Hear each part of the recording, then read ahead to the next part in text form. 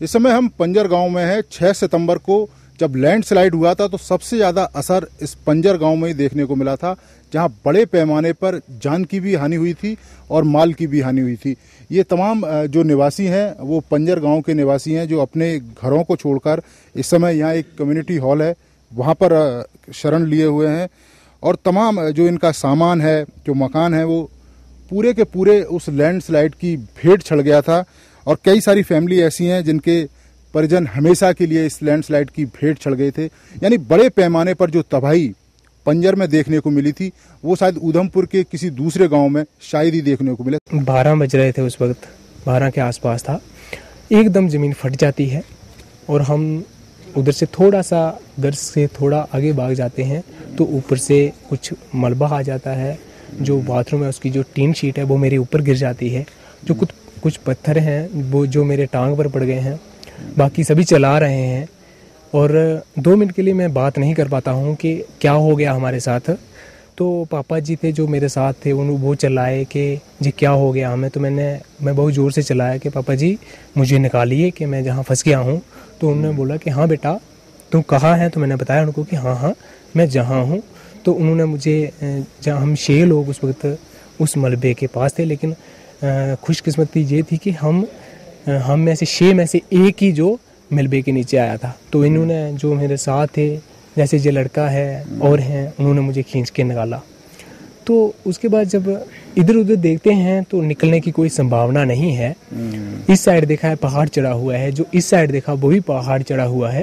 तो जो ऊपर वाला एरिया है उसमें दिखता है कि शायद हम निकल पाएँ।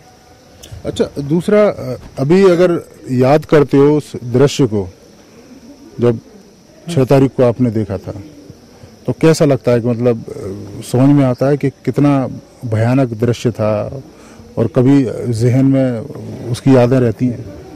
फ्लड में फंस गए थे तो ऐसा लग रहा था कि चारों तरफ से पहाड़ जो हमारे ऊपर आ रहे हैं, तो हम उसके बीच एक जगह पर इकट्ठे हो गए और बड़ी मुश्किल से थोड़ी ऊपर चढ़े। और वहाँ एक टापू सा बन गया था, उस पर खड़े रहे 3-4 घंटे। और उसके बाद हम एक साइड से थोड़ा रास्ता मिला हमें, उस रास्ते से हम उससे निकल पड़े। वो कहते हैं कि कुदरत जब मौत बनकर इनके सामने आ रही थी तो शब्दों में बयान नहीं कर पाते, क्योंकि कई सारे लोग ऐसे हैं जिन्होंने अपना सब कुछ खो दिया है। परिवार के कई लोग चले गए, अभी भी लगातार वहाँ रेस्क्यू ऑपरेशन चल रहा है, लोगों को खोजने की कोशिशें की जा रही हैं। आप समझ सकते हैं कि कितना मलबा वहाँ पर हुआ होगा, क्योंकि जो पूरा का पूरा जो गाँव है इस समय केवल पत्थर ही पत्थर दिखाई देते हैं।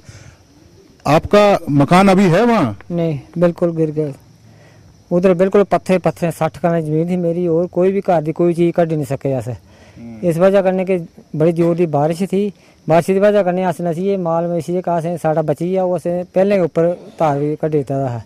तो ऐसे 2 मुंडे मेरे उत्थे खल थे, मैं भी उत्था कोई 10 बजे गया, 12 बजे के करीब हो जगह ले सीगा, बिल्कुल जमीन फटी। 12 बजे बाद जिसले मैं आया पता चला कि ले चला गया। तो मेरे कोई भी चीज उसे बची नहीं, मकान से पता नहीं लगती कि मेरी जमीन को थे मकान को था, बिल्कुल कोई चीज उसे नजर नहीं आती, सारा पत्थर के पत्थर था। अच्छा, आपके दोस्त वगैरह आपके साथ रहे होंगे, अभी हैं आपके साथ या कुछ उस मलबे में है अभी? हाँ, जो एक दोस्त है मेरा, वो एक फैमिली का एक ही मेंबर जो बचा है, सिर्फ एक मेरा दोस्त है। बाकी जो उसकी जो फैमिली है वो सभी जो लोग हैं लापता हैं, अभी मिले नहीं हैं, वो शायद मलबे के नीचे हैं। कितने लोग अभी मलबे के नीचे होंगे आप लोगों के साथ? कम से कम 32-33 लोग इसमें मलबे के नीचे होंगे। आप समझ सकते हैं कि अभी कुछ समय बाद जब बर्फ पड़ेगी उस समय इन लोगों के लिए जो स्थितियां हैं वो और ज़्यादा चुनौतीपूर्ण होंगी, और ज़्यादा कठिन होंगी। हालांकि सरकार की तरफ से कोशिश की जा रही है कि इनको सहायता दी जाए, लेकिन जो अपना सब कुछ गंवा चुके हैं, जो अपना परिवार और कह सकते हैं मकान, सब कुछ, जमीन, सब कुछ गंवा चुके हैं, तो उनके लिए ये सहायता अब कितनी मददगार साबित होगी ये आप खुद समझ सकते हैं।